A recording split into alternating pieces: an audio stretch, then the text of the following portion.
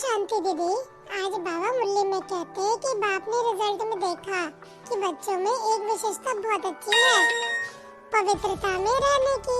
इसके लिए कितना भी सहन करना पड़े, कितना भी अपोजिशन करने वाले सामने आए, लेकिन इस बात में 75% अच्छी है। हाँ, फिर बाबा कहते हैं कि दूसरा सब्जेक्ट कौन सा आता है? क्रोध का। देह अभिमान तो टोटल है ही, लेकिन देखा गया है कि क्रोध के सब्जेक्ट में बहुत कम पास है। ऐसे समझते हैं कि शायद क्रोध कोई विकार नहीं है, यह शस्त्र है, लेकिन क्रोध ज्ञानी तो आत्मा के लिए महाशत्रु है। क्रोध को देख करके बाप के नाम की बहुत ग्लानि होती है।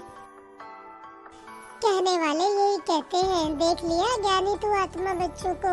क्रोध के बहुत रूप हैं। एक तो महान रूप आप अच्छी तरह से जानते हो, दिखाई देता है, यह क्रोध कर रहा है।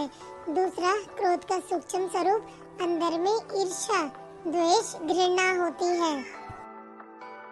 इस स्वरूप में जोर से बोलना या बाहर से कोई रूप नहीं दिखाई देता है, लेकिन जैसे बाहर क्रोध होता है तो क्रोध अग्नि रूप है ना, वह अंदर खुद भी जलता रहता है और दूसरे को भी जलाता है। ऐसे ईर्ष्या, द्वेष, घृणा यह जिसमें है वह इस अग्नि में अंदर ही अंदर जलता रहता है।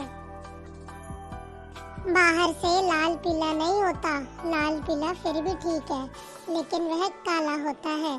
तीसरा, क्रोध की चतुराई का रूप भी है। वह क्या है? कहने में, समझने में ऐसे समझते हैं और कहते हैं कि कहाँ सीरियस होना ही पड़ता है, कहाँ लौ उठाना ही पड़ता है कल्याण के लिए। तो फिर बाबा कहते हैं कि अभी कल्याण है या नहीं, वह अपने से पूछो। बाप दादा ने किसी को भी अपने हाथ में लौ उठाने की छुट्टी नहीं दी है। क्या कोई मुरली में कहा है कि भले लौ उठाओ, क्रोध नहीं करो? लौ उठाने वाले के अंदर का रूप वही क्रोध का अंश होता है।